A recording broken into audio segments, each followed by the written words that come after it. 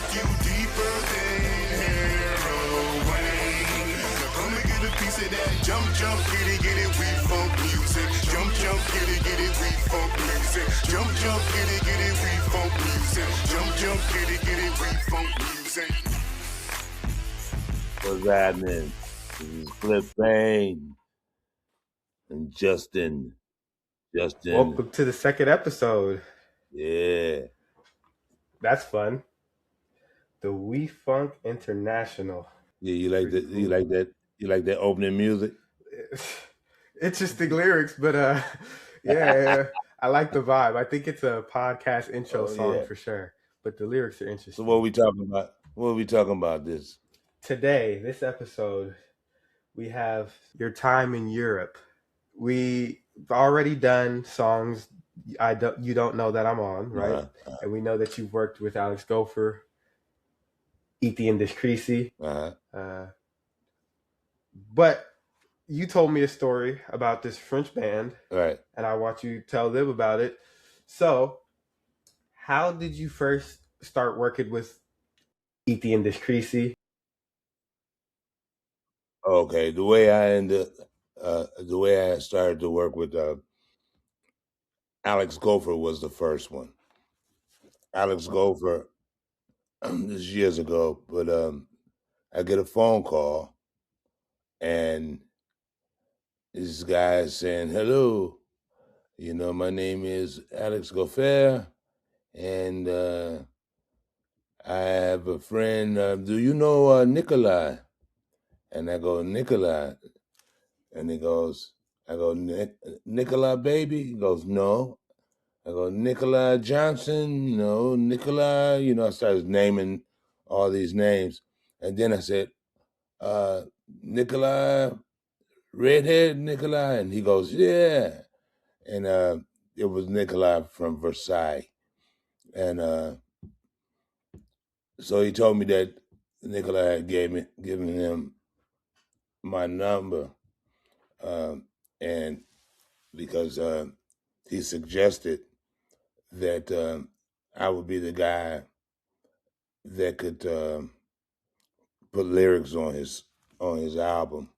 So, the crazy part about that is that I know Nikolai, and Nikolai became famous in a band called Air.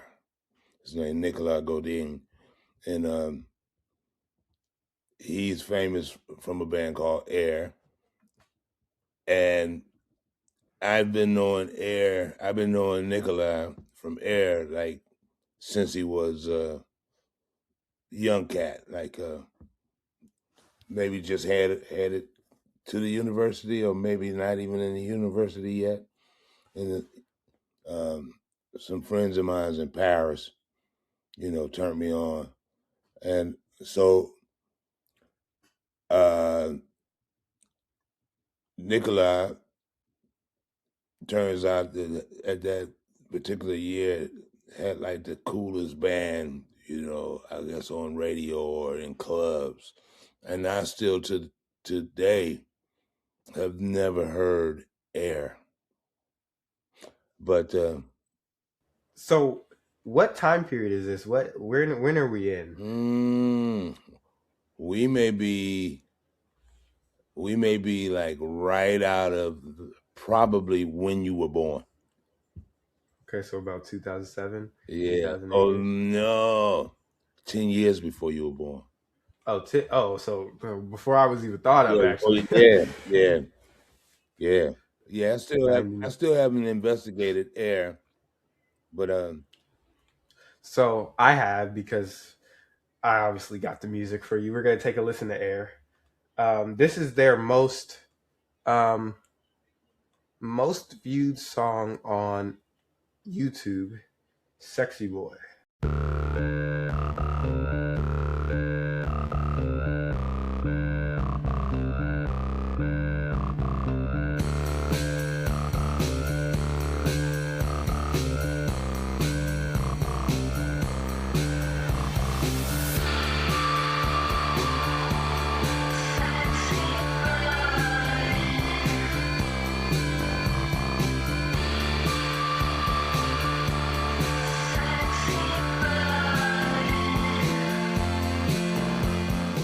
I knew them because I met his older brother. We all had a beer or something, and a buddy of mine's, Erlene Phillips, that was his buddy, and said, "Oh, we're gonna take you over to Versailles to meet my man's little brother." And I got over there, and it was like myself and Boogie from Funkadelic. We used to both go over there. I started taking Boogie over there to Versailles, and it was So when you lived in Europe, you were still touring with P-Funk. You were still on the road. Yeah, you were just I've been touring with P-Funk since I was 19, 20. I remember there was like a streak 40 years or Uh, what was it? Not missing a show? Hey, I just missed one finally. 40, that's 47, 48 years. 40, and then I missed a show. You know, ruined my record. You had to miss one eventually. Yeah. You had to miss one. It was inevitable. Actually, but that longevity I've crazy. missed some, but I missed some not because I missed the show, but because Funkadelic had to be in 2 different places, and it's enough of us to go around. So we had one half the band doing David Letterman in Detroit. I mean, in New York, and we put together like a bunch of delics and did a Funkadelic show like the same night that they did the TV show. We did an act, and George flew in to make that one, and yeah. So that's pretty cool. I missed a couple shows, but it's not missing. You just were somewhere else doing the Funkadelic thing separate. Yeah. Still Funkadelic, yeah. So what did you think about the song? Sexy Boy.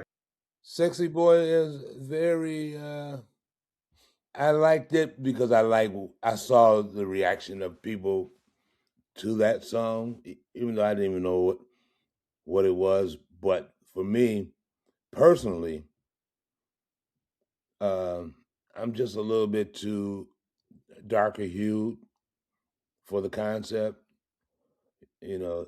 That's a I could see the appeal. Yeah, I could see the appeal. Yeah, I could see the appeal. It's just, I mean, I get it. I totally get it. I'm just in a band filled with guitars and right. It's not your typical. Yeah, it's cute. I like it. So you ended up working with Alex. How did you progress from there? Like what kind of got you to the Crécy and I'll say when I knew that Air had a deal because this is like almost like the week that everybody started to talk about Erykah Badu. She was brand new. And I was in Texas, in Houston, and a bunch of girls kept telling me that this girl was from Dallas, and they played me the song, and I was on my way to Paris. And when I got to Paris, all of my friends were like at this special party. So I've been listening to this girl for like 2 days now, with a bunch of girls from Texas telling me about the girl from Texas. And when I got to Paris, there was a special party, and it was at a place called the Bataclan. And I walked in, and there was a party presenting for the first time to Paris, Erykah Badu. So I said, oh, okay, so this is where I am. I've just listened to this girl 2 days before I got here. And so I'm seeing her for the first time, I'm hearing her for the first time, and I'm seeing her for the first time, like within 48 hours, right? But while I'm in the audience, waiting for her to come on, Nicola walks up to me and he goes, hey, and we dap each other and the whole nine. And then he tells me, guess what? What? He says, move to Paris. I said, fantastic. because he's from Versailles, and I guess they don't go over to that side. Paris is like, yeah. Um, and then he said, and guess what else? And what else? He's like, I got a record deal. I said, oh yeah. He said, yeah. Um, Philip Ascoli signed me. I'm like, cool. He said, Isn't that who you worked with? I didn't remember it was with the. Philip Ascoli. I worked with him because he was the guy who also signed MC Solaar. So I had done some work for the first MC Solaar album, which that's a whole La nother Musique story. City Auto Mayor. And this guy, MC Solaar, is like, like the top of the line rapper. It was like he's the first. We did do a story about that song. Go check it out on Clipadelic's Instagram. Songs you don't know that I'm on. Oh yeah. Matter of fact, there's a remake coming up of one of those Ready songs. for that part 2. Yeah, that should be pretty good. But yeah, so after that, he told me that he got a deal, and he had the guy Ascoli asked him, "Do you know anybody that you could add to your thing?" And he said Clip Payne, and Ascoli said, "Oh, but I've already a good pick, but I've already used him enough." So he was after the MC Solaar. It came This is after the MC Solaar. Solaar was like the first thing I did in Europe. In Europe. Not in Europe, in Paris, in France. Matter of fact, no, he wasn't. The first thing I did when I was over there was an act called a guy named Roudou, Roudou. This is a new one for me. I've never heard this one. Roudou, and we did the Paris Urban. It was a project called Pure, Pur, and it was the Paris Urban Recordings. That was the first guy that I did something for, and that's the first time I learned like some French words, and I couldn't tell you what they were, right? But I learned some But French you learned words. A little bit of the I learned language. some French, and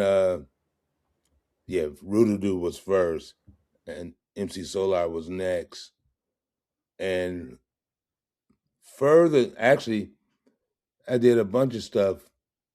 I did Menelik. There was a guy named Menelik who was a part of Jazzy J's, DJ Jazzy J, which was a French DJ. I worked with all of them, and Do Source, and there was a bunch of things I worked on before. This is when I returned home, and basically had moved out of Paris. I wasn't completely out of Paris yet, but I was moving. We're living. I was moving to New York, and that's when I got turned on to Alex, and everything after that. So he ended up getting the deal. Yeah. Where did it go from there? They were gigantic. Air was big. You had to look them up. I'm sure a bunch of you guys know who Air is. I'm just old, but Air started popping for real. And then now here's a funny one. I told a guy in New York that I knew Air, right?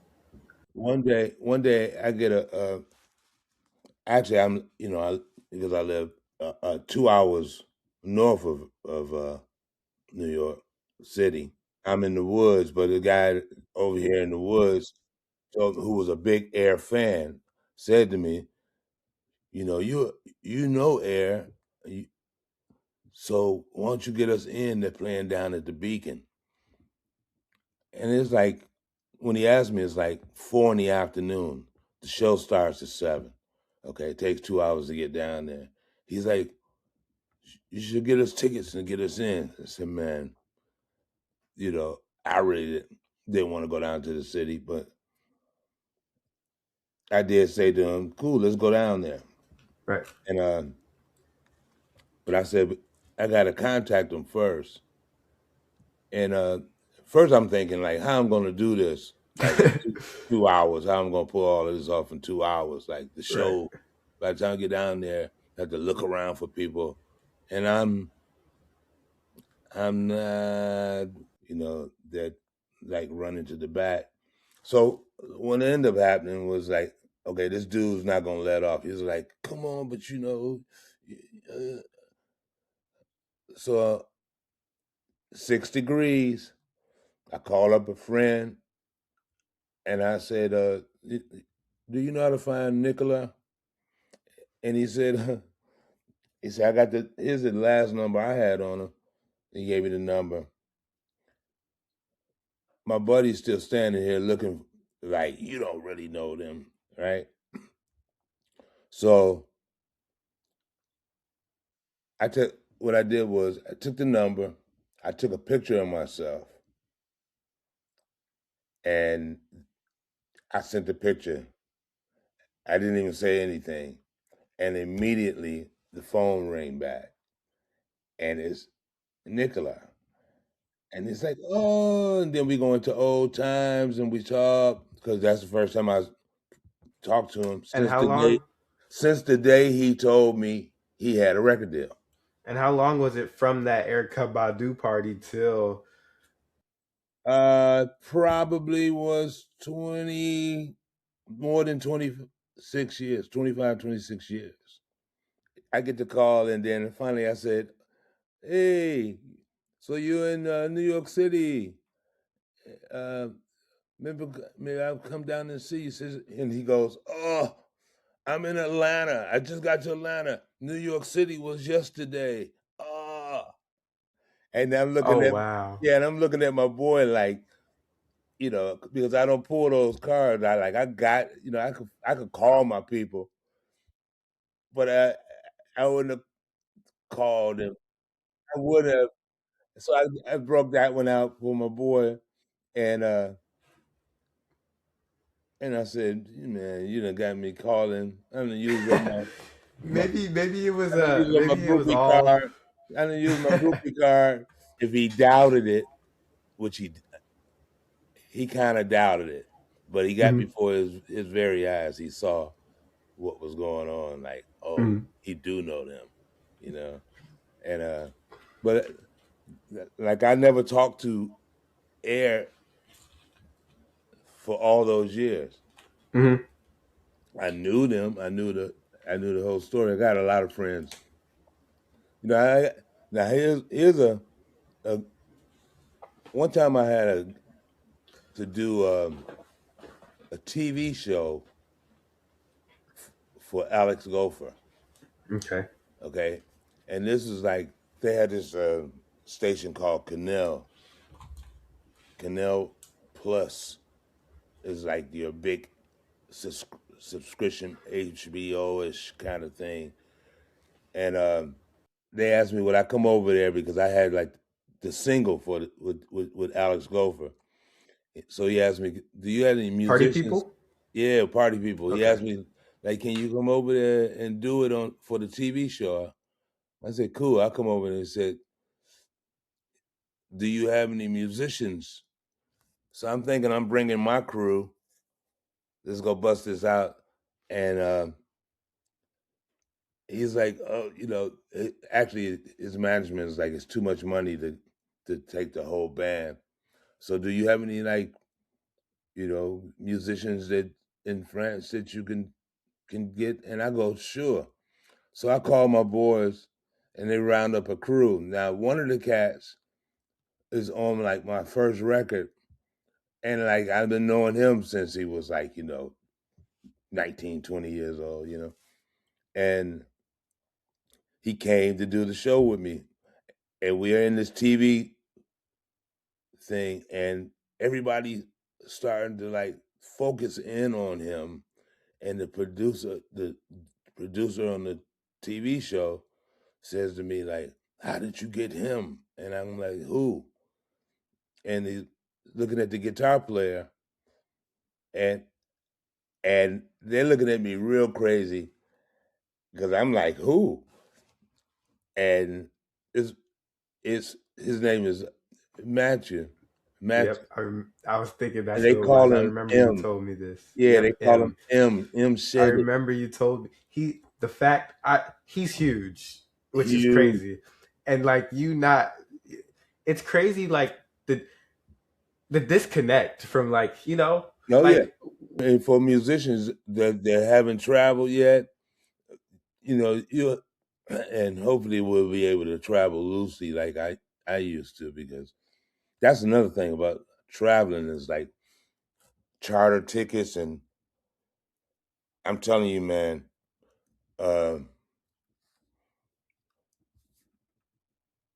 I can't wait till the fun comes back where I can do that. Because I wanted to do that for the rest of my life. Was just I used to, when I was living in Detroit. First of all, when I was living in Detroit and I left Detroit, I used to go from Detroit,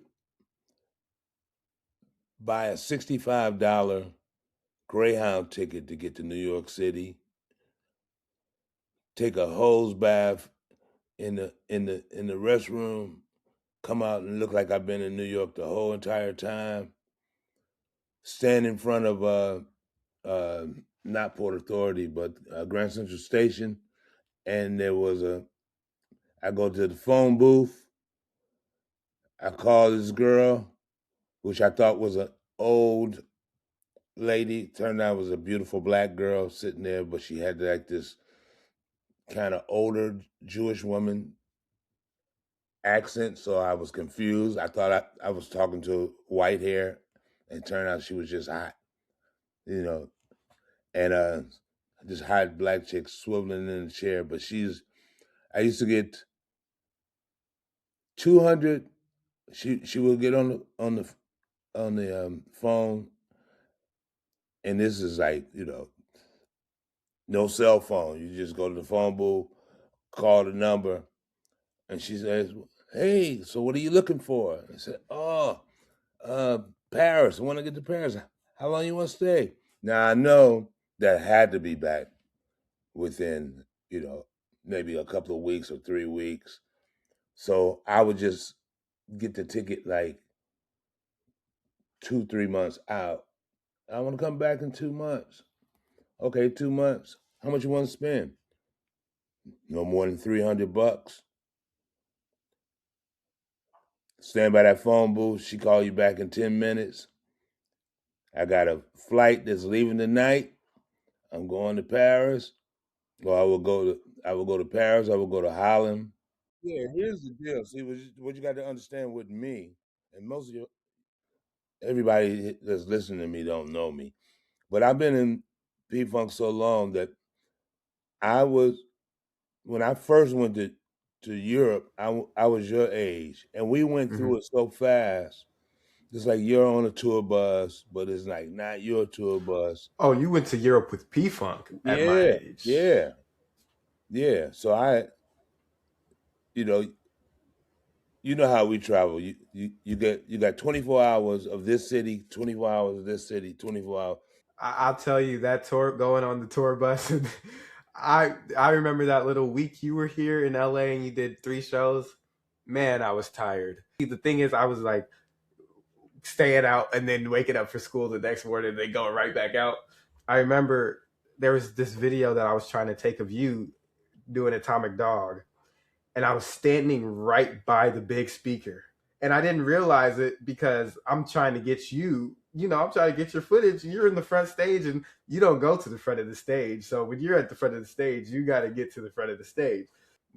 But I just started feeling it. I was like, oh. But the next day at school, I couldn't hear a thing. I was like, what? I was sitting Oh in the yeah. front and yeah, but it's Well, crazy. that's why I'm so loud now, because I've been standing in front of Marshall amps my whole entire life. So that was maybe 30 seconds for me. Yeah, and it was maybe 24 hours of lasting effect. So I can see how it changes for 50, 40 something year. Yeah. Oh yeah. I mean, now I must be deaf because I had to squeeze my nose, pop my Pop the ears, ears. and then I'd be like, "Wow, the TV is loud," you know. And then in the case of Europe, going with P-Funk and going to Europe, it was like we went through it so fast, and then you go back another, years later, and you go through it like you see stuff out the window, But you don't have time to go see you know. stuff. Yeah, and it wasn't until I was like 29 or 30 that I was just like, "Let me out." And they were like, "Huh?" And I'm like, "I'm good. I got it from here." And I didn't know what I was doing, but I also Just had a needed friend. something Yeah. different. And I had a friend, Melba Torn. Well, Melba Spence.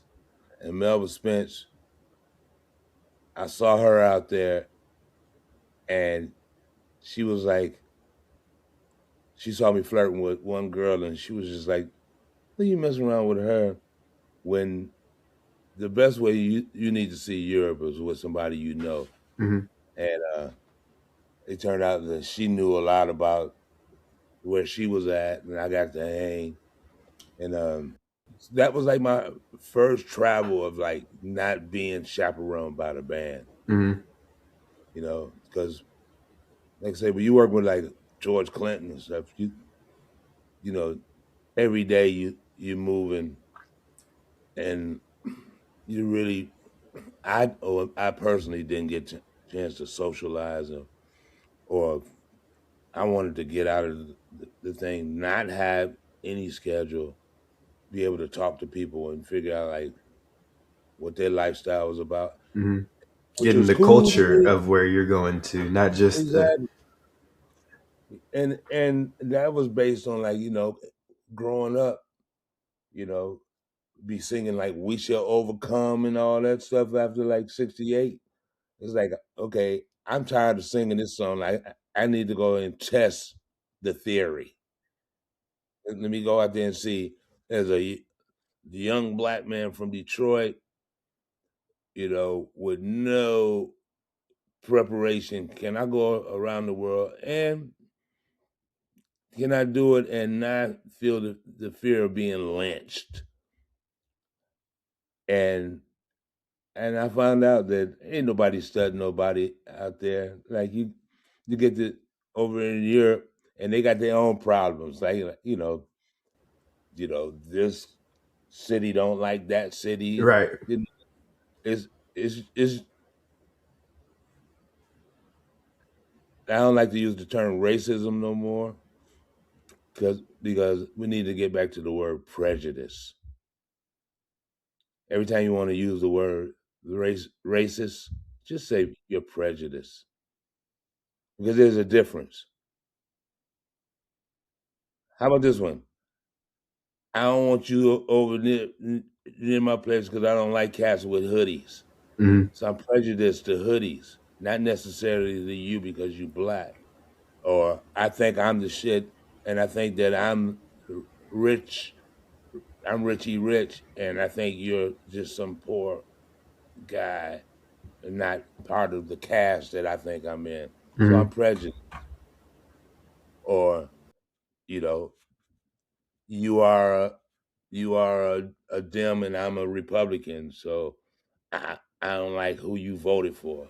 Mm-hmm. So I'm prejudiced. I don't want to be in you as my next door neighbor. Right. It's the same old shit.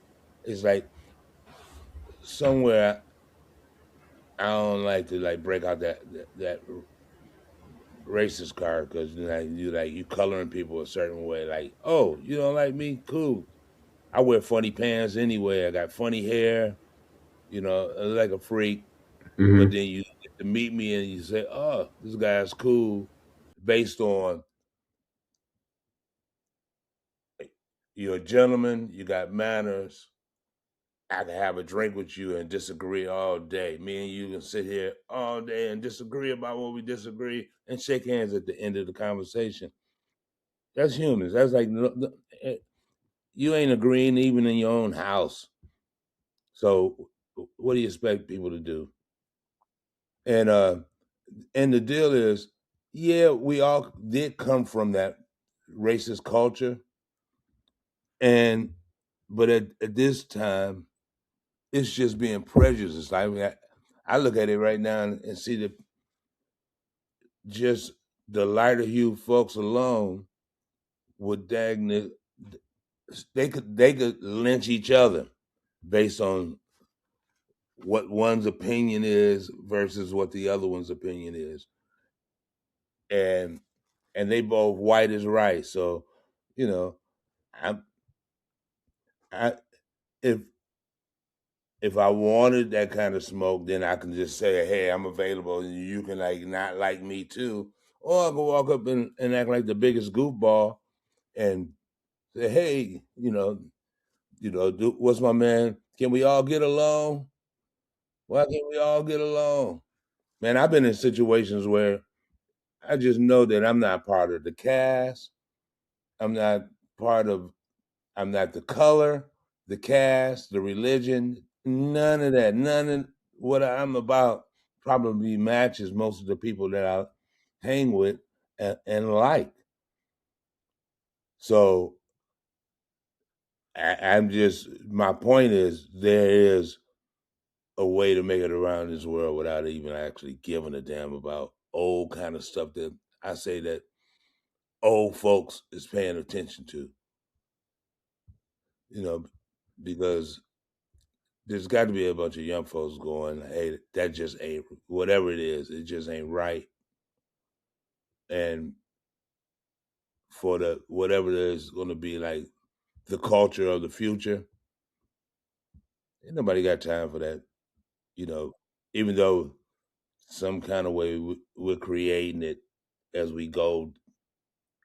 you know I wish y'all luck, because you know um you don't need luck. you know you need luck. You need a little bit. You need a little bit of a guy's hand on it, on top of all that stuff, for the way people behave, these days. Um, if you stuck doing what everybody else is doing, then you're in the ghetto. That's what a ghetto is. A ghetto is not the place where a bunch of black people are. A, the ghetto is a place where a bunch of people that's all the same. Middle class people are all in the ghetto, whether they like it or not, because they're all perping in the same. They all acting like they got the 2.5 kids, a dog, and a 3-car garage, and the whole thing, and they go, that's life, and it is for some. Oh, there's way bigger out there. There's like, sometimes before you can sit and blame and say anybody holding you back, try leaving first and then see if you get held back while you're out there. You know, I don't know what I'm talking about, but no, it's just about travel. It's about travel. Getting out Move, there. yeah, move your ass and see what's out there. That's something I don't do a lot. So maybe I'll take away from this. Uh, hey, when I was growing up, we used to see the kids who had money, and they said, "Oh, we just got back from Paris on our summer vacation." And I was like, how did they do that? And then I figured out that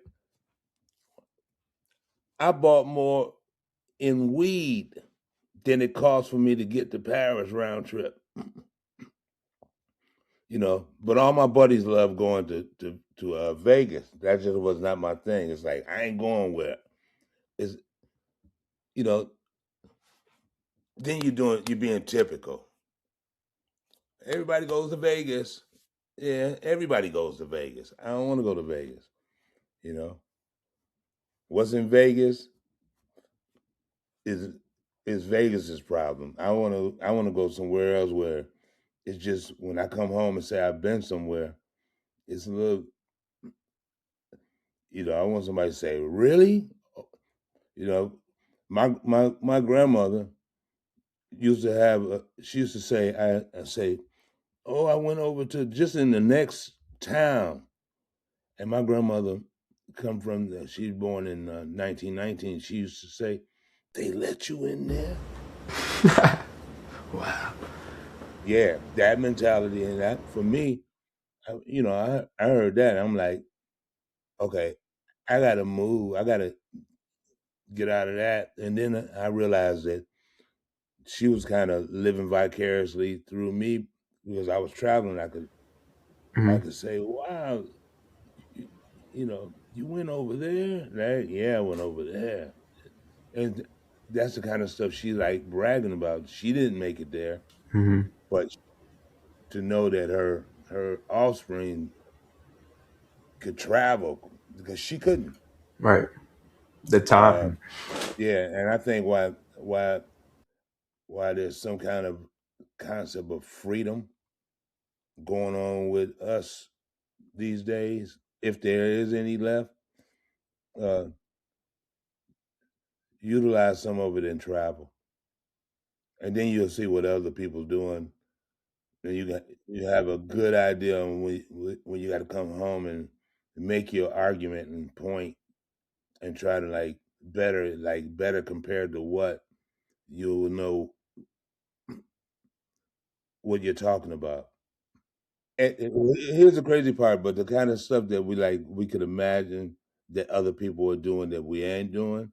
Like I'm from Detroit, and I really want Detroit to know that we got way more going on than we would like to say. Uh, because you can go to these other countries and say you'd be like, what? Detroit, especially when you were growing up, was like, Oh, it's pimps, straight up Mac Daddies over there. Like Detroit was like, ahead on fashion, ahead on. First of all, music. everybody had a job. Everybody had a job. Everybody had a job, and everybody had a home.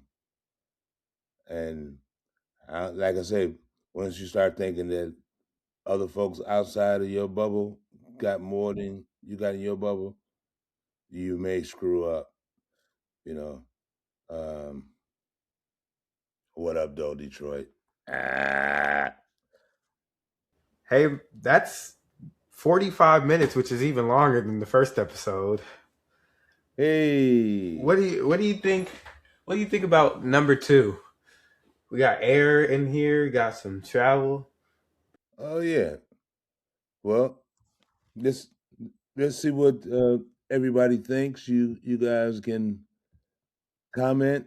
Yeah, let us know what you guys want to hear about. Do you have stories you want to hear about? Do you have questions?